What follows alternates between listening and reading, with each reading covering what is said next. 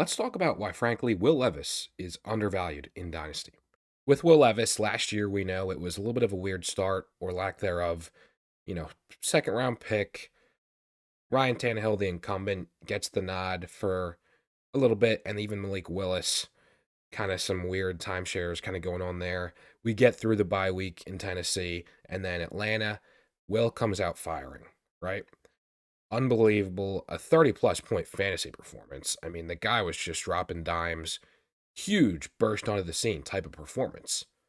Really good signs. You were really looking nice as a Will Levis holder. Then we go Pittsburgh, Tampa, Jacksonville, Carolina, Indy, Miami, Houston, and then Houston again. A lot of tough defenses, right? And I can't just be an apologist in that sense and discount, okay, well, you're in the NFL, you're playing against talented players, right? Nonetheless, throwing somebody in to their first couple starts as a rookie in the NFL, going from the Falcons, who aren't necessarily any slouches on the defensive side of the ball, with some playmakers like a Jesse Bates, transitioning to a Pittsburgh, a Tampa, and then especially look at the Panthers, how they've been. Some pretty tough tests and some adjustments, and just the timing of it all a little bit weird for the calendar of a fantasy season. Don't see him play at all, and then oh my god, this incredible QB1 type performance in fantasy, and then just a natural fall off. Natural in the sense that he's a rookie, okay? And I think even though you're in CJ Stroud's class, you cannot be fairly judged by just his standard.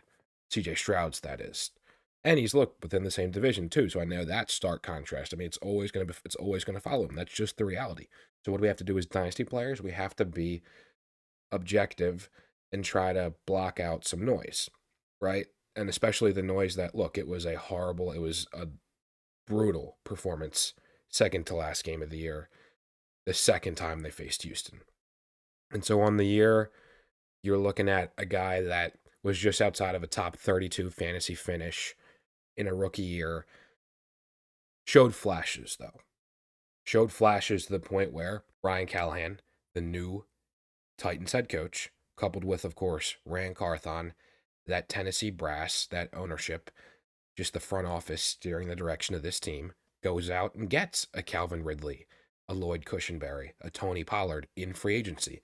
Significant types of investment at quarterback friendly positions to bolster that offense. And so it's really good signs, really good foundation building for Will Levis in Tennessee. Obviously, it's going to be a prove it type of year, but you got to love where all signs are trending.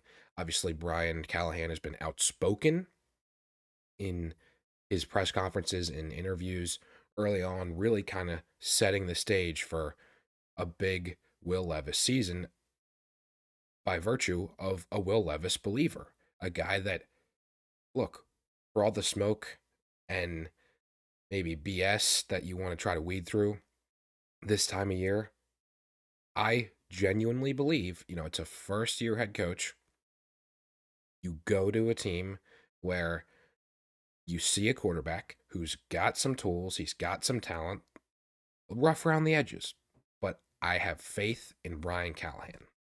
So let's take a look at, well, what actually was the identity of the Titans, the team Will played with, in terms of a Mike Vrabel type of system, compared to the Bengals, the coach, the identity Brian Callahan's coming from.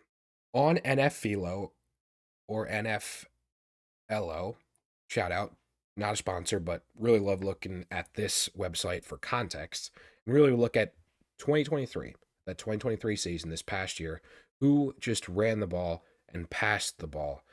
That just juxtaposition, right?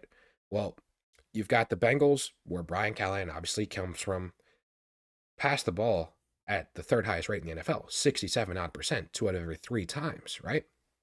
You compare that to who's amongst the lowest. You're looking at the Titans, some 58 odd percent. right? Just to paint that picture even more, we go from, well, rush rate. You've got the Titans here, some 48%, 41%, right? And so you go from a 67-33 ratio to 58-41. And so that's much more closer, obviously, to almost, it's not quite 50-50, obviously, but it's even more frequent than 60-40. I know these percentages are so jumbled up, 60s, in the 50s to 60s, so there's not a huge differential, but even in the context of one drive, right? You're looking at a 9% difference in terms of 67% from those Bengals to those Titans. That's roughly 1 out of every 6 or 7 plays. So that could be the difference maker on just one drive, right? And those opportunities, the potential for a big play, right? And so that's just, I think, interesting context to just keep in mind with, well, what might the identity of this new Titans look like and how it looks better for possibly a quarterback like Will Levis. And so we go through left to right here. Let's go first down formation. So shotgun. Shotgun, well, in this modern NFL, shotgun, look, you're in this type of neutral situation on first down, right? Where you don't necessarily know if you're going to run or throw the ball. Compared to obviously what happens on a second and third, those succeeding downs, there's a much more higher likelihood of obviously throwing the ball and getting into passing situations. Obviously, this isn't solely indicative of that, but just shotgun formation.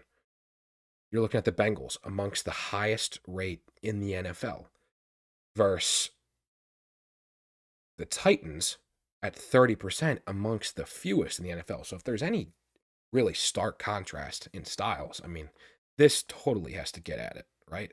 So Will Levis, where he wasn't even under shotgun, or I guess in shotgun, we'll say, to be clear, because not under center, when he wasn't even in shotgun on first downs, 1 out of every 3 attempts. So that's, I mean, compared to over, not over, but effectively 2 out of every 3 you will with the Bengals, or in theory. So that's just a very interesting thing, I think, to point out.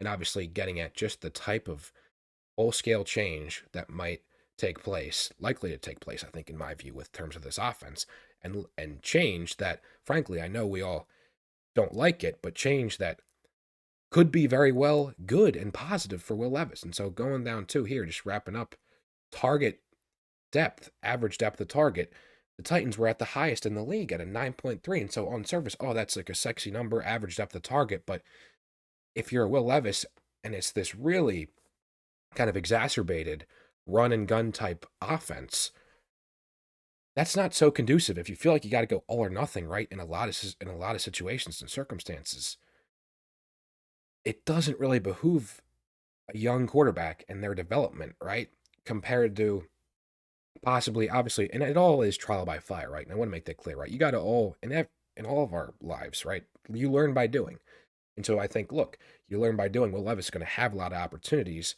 throwing the ball, and obviously then scoring fantasy points. Compared to, though, stylistically, look, the Bengals, Brian Callahan, average depth of target a 6.3, the highest versus the fewest, the shallowest versus the deepest. Pause. 6.3. That lends itself to a much more methodical offense where, look, let's try to make it easy on our quarterback, right? We're not going to put him in situations where it's a third down and we didn't get to a third and manageable. And so we're just going to have to constantly run these kind of deep concepts. This is all good things in terms of what it can mean for Will Levis, okay? And I know it doesn't seem so attractive on the surface, but 6.3, I mean, look, who's the second fewest? I mean, the Chiefs. We like the Chiefs, right? I mean, Will Levis, all signs for the most part are very positive with this coaching change. I just want to make that clear. And so as we now move on, let's just go actually talk truly how to value Will Levis, where he's going now and where he needs to be going forward for my money. So let's go into keep trade cut. Again, take it with a grain of salt, right? Nonetheless, I think it's a great measuring stick to try to track perception, just to try to monitor the pulse of the dynasty community, right? At large. Maybe it's not so indicative of your own league, but nonetheless, these are actual dynasty actors, right? Participants. And so you look at Will Levis, man. QB 25 in and around the 90s. I've seen even earlier, he was basically down right in front of Calvin Ridley, 96, right? Barely a top 100 type of asset, so to speak. And so that's in Superflex leagues, you're talking like the end of, you're talking 8th, 9th round, which I think is a little bit weird, truth be told, when you look at scrolling up some other players going significantly before him. Like, look, okay, we see at the quarterback position, a Bryce Young. I think, frankly, they have to be in that same type of tier, right? I mean, am I crazy saying that? But you see a top 75 asset nonetheless, right? And you just look at Baker Mayfield. You look at Rashad White, Isaiah Pacheco, if you want to be a little bit more conservative with it and move beyond even those quarterbacks, right, in that range. I mean, do I really want to take one of those running backs over that quarterback and that upside of a young quarterback? And so you're talking upwards of a round and a half, 2 rounds, I think, in terms of where Will Levis should be going for my money and for what I think is fair value. Let's just go click on, and then obviously there's a Justin Fields here. I mean, look, Justin Fields, I think he has to be above Justin Fields. He's got a path. He is going to be the starter, at least. We see where he's going, where he's roughly ranked right now. Let's just look at the trend, the graph itself in terms of overall value, and then the quarterback values in particular. So you obviously had that absolute rocket ship of a jump in terms of valuation because, of course, of that incredible start. And so he goes up and then really kind of starts to mellow off. And he's just kind of stagnated. And then overall, for the quarterback landscape, I mean, you were talking about a guy that was as high as QB 15 at one point. And then you go down, levels off, but firmly in this type of top 20 quarterback range. And then, okay, start to add some rookies, and then just kind of levels off, tapers off, kind of holding on to like basically back end type of QB2 in Dynasty, maybe a high end fringe third guy. To reiterate, I think Will Levis has a pretty nice 2024 season to the extent where he can very well position himself as a top 20 quarterback in Dynasty, as a guy who is going to be more than just a starter in 2024. I think that is very much of the mindset that I'm in, of the expectation, how I'm bracing for Will Levis's change in value. And I see a 2024 early second round pick, ranked ahead of him. Come on. 2024, a late 2024 first round pick. I mean, especially we get past, we'll see how high JJ McCarthy goes. And so then it's really the 107, 108. So maybe the 108 is where I can be okay, kind of drawing a line, because, you do want a JJ McCarthy and that draft capital and that type of investment that he's bound to get.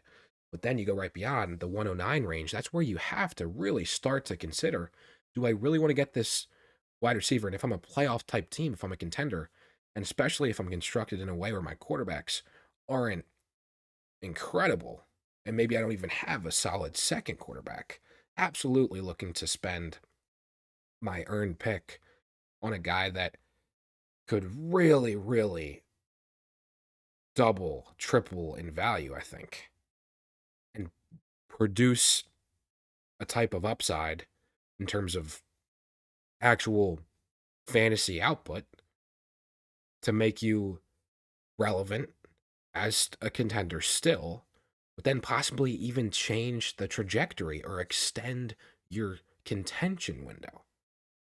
Really, really undervalued asset in my view with Will Levis, guys. What do you think of him?